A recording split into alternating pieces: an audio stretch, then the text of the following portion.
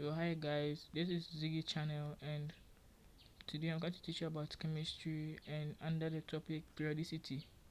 So, introduction of periodicity. So, this is how periodicity came about. So, there are over 100 elements. The question you may ask is how can we possibly learn all their properties and all the several ways they combine? Chemists, however, have discovered that the elements form families that show regular change in properties when they are listed in the order of their atomic number and arranged in a special way. As a result, we can get a reasonable familiarity with an element by knowing to which family it belongs and which elements are its neighbors. So, all that this is trying to say is that there are over 100 elements out there, and it got to a time where scientists wanted to know the properties and how the similarities of the elements.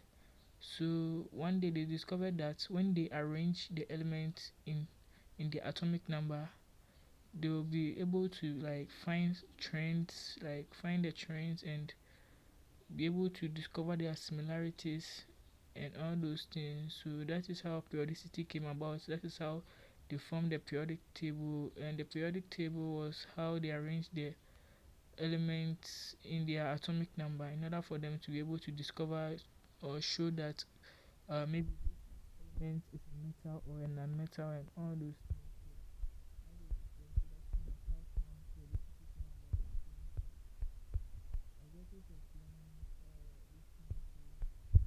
End of the lesson, you'll be able to relate the position of an element to its atomic number and electron configuration in the periodic table. Two elements explain how the electron configuration of an element relates to its reactivity with other elements in the periodic table, and identify the different categories of elements in the periodic table as metals, semi-metals, and non-metals. Now, for categorize metals as alkaline metals, alkaline earth metals, and transition metals. Number 5, and identify halogens and noble gases as non-metals. So, for the first question that we are going to ask is what is periodicity? So, as you can see, periodicity is periodicity in chemistry is the study of the variation of properties of elements with their atomic number. So yeah, that's it. What it simply means is that periodicity is the study of elements with their atomic numbers, and how their properties, whether they are metals and non-metals. So that's the meaning of periodicity. So, and also the periodic table. What is the periodic table? So the periodic table is a chart in which elements having similar chemical properties and physical properties are grouped together. So simply, periodic table is a chart in which elements which have similar chemical properties and physical properties are grouped together. So that is it. So yeah, the periodic table, it was constructed by the Russian scientist Dmitry Mendeleev. In his table, elements were ordered by increasing mass. However, the modern periodic table is based on atomic number. Yeah, so now basically, yeah, they have changed the periodic table from mass to increasing mass to this atomic number. So yeah, that is so that is the modern periodic table. So the modern periodic table is now being based on atomic number. So this is the Russian scientist. This is them. So yeah, if you want to see this picture, so this is them. So it was one who discovered the elements and the periodic table. It was the one who arranged the periodic table in a way so that we'll be able to uh, know the properties of the elements and the trains and everything. So another subtopic, which is electron configuration and the periodic table. So in an atom, the electrons are arranged in shells or orbits. So this is this. In an atom, the electrons are arranged in shells or orbits. So this is the atom, and as you can see, the electrons over there are arranged in shells, the KLM shells and everything.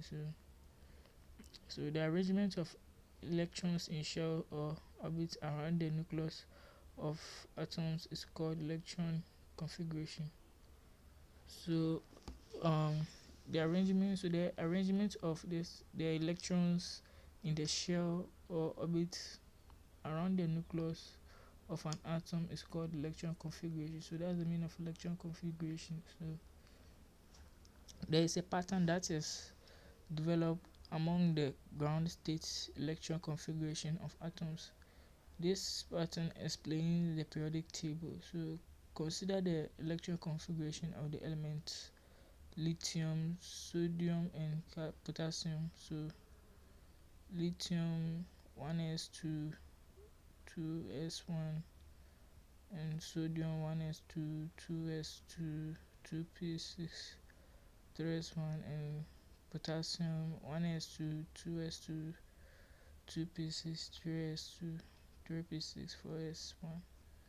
It can be seen that lithium, sodium, and potassium have configuration in which the valence subshell is filled with an the valence s subshell is filled with an electron.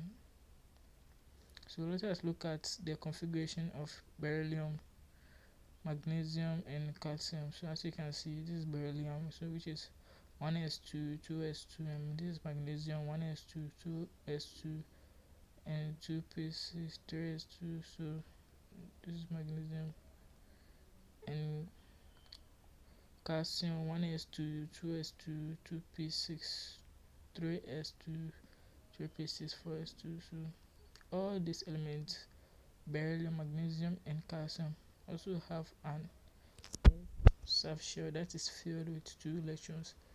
They have valence shells configuration of ns2. Yeah. So the element boron and aluminum also exhibit similar outer configuration. So all that I'm reading and trying to tell you is that, like, the valence electrons in an atom determines its properties. So that's what the configuration is describing over here. So the configuration and everything, that's what it's trying to describe. So let's continue. So the elements boron and aluminum also exhibit similar outer configurations. So as you can see, boron has the valence shell has 2s2, 2p1, and aluminum 2 has its valence shell has 3s2 and 3p1. So when you add the valence electrons from the boron, which is 2s2 and 2p1, it will become 3. So boron has a valence shell of 3, and aluminum 2 also has a valence shell of 3, because when you add the third shell electrons, which is 2 and 1, it will become 3. So all of them have 3 3, which means that they are in the same they have the same properties or similarities, and that's it. So boron has 2 electrons and its 2s and 1 electron in its 2p subshell. It has total valence electrons of 3. Aluminum, on the other hand, has 2 electrons. So that's what I'm really trying to explain over here too. So aluminum, on the other hand, has 2 electrons in the 2s and 1 electron in the 3p subshell, and it has 3 valence electrons in all. What about this element, fluorine and chlorine? So this is fluorine, and chlorine. So fluorine has an electronic configuration of 1s2, 2s2, 2p5.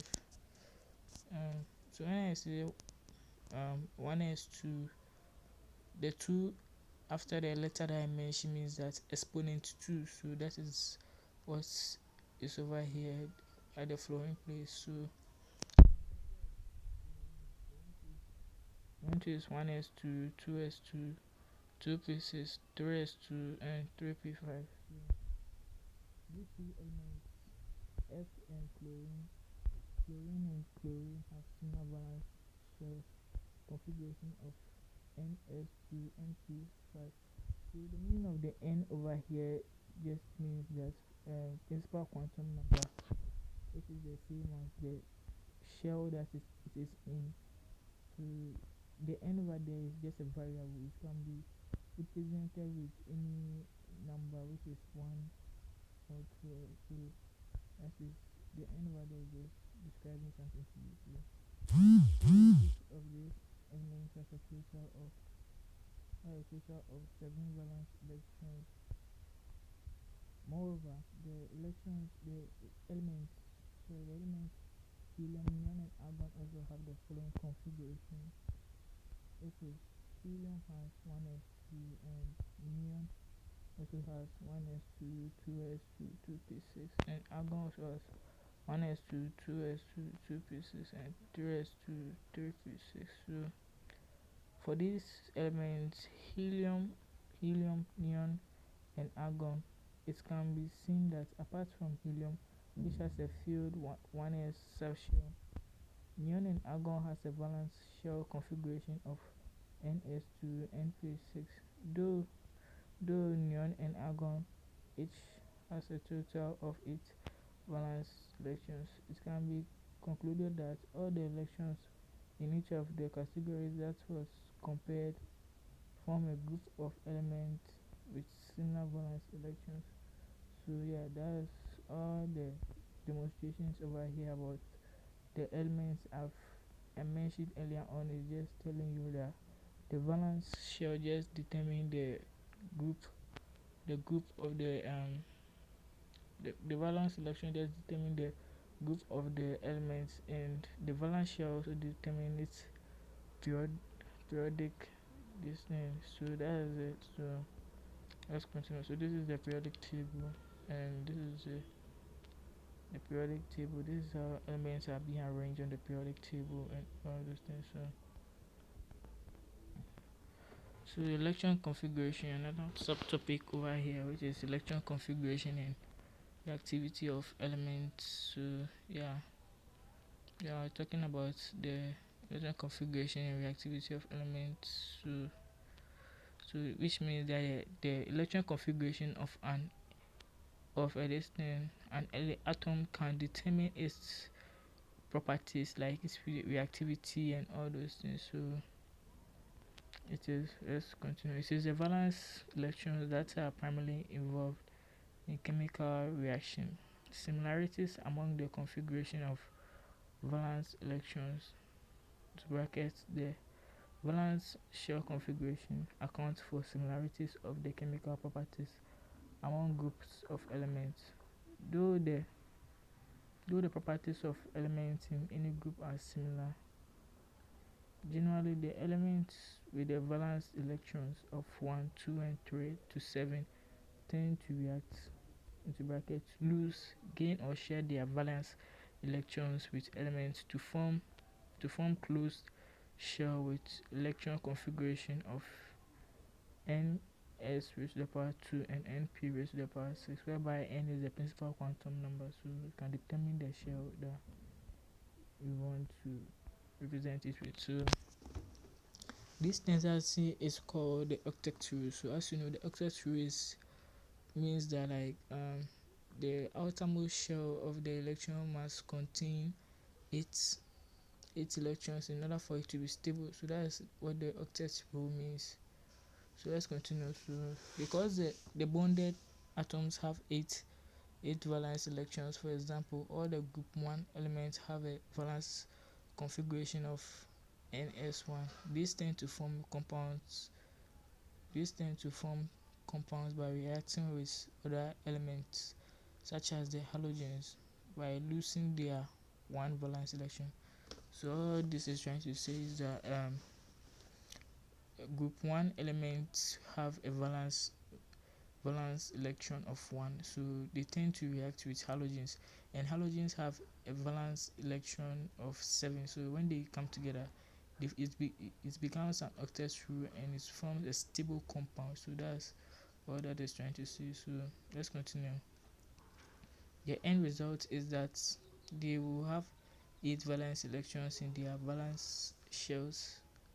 The halogens, which have 7 valence electrons, accept this one electron to have a complete octet. So that's what I've explained earlier on. So let's continue. So metals, and semi-metals. So a critical look at the periodic table in the figure 13.2 shows that the periodic table can be divided into a number of regions according to the properties of the elements. So as you saw earlier on, you can see that some parts of the periodic table has been colored in different colors, which shows that the periodic table can be divided into properties. So those properties are the colored areas and all those things. So that is it. So this include metals, that is the entire blue region, and metals, all the orange region, and semi-metals, also called metalloid, which form the green region. So as you can see, um, the regions on the periodic table can determine um, which property the element has. So that is it. So if you take a critical look at the periodic table I showed you earlier, you can go back and pause and check everything out and for yourself. I've labeled everything out over there so you can see the region which shows the metal, non-metal, and everything. So let's continue. Okay. So when the position of the metal, semi-metal, and non-metal are marked on the periodic table, it becomes clear that all the metallic elements are found on the left side and in the middle of the table, and all the non-metallic elements are found on the right side. So all that is trying to say is that the metal and non-metal elements have a particular place that they are being represented on the periodic table. So as we read earlier, the metallic elements are found on the left side and in the middle of the table, and the non-metallic elements too are found on the right side. So as you can see, showing you the position of where the elements which are metals and non-metallic are found on the periodic table. So let's continue. The semi-metals lie in the diagonal band between the metals and non-metals. They separate the metallic elements from the non-metals elements. They include the semi-metals include boron, silicon, germanium, arsenic, antimony, and thorium. So that is it. Though the elements gradually become less metallic as one moves from left to right across a period, this means that with a glance at the table, one can identify whether an element is a metal, a semi-metal, or a non-metal.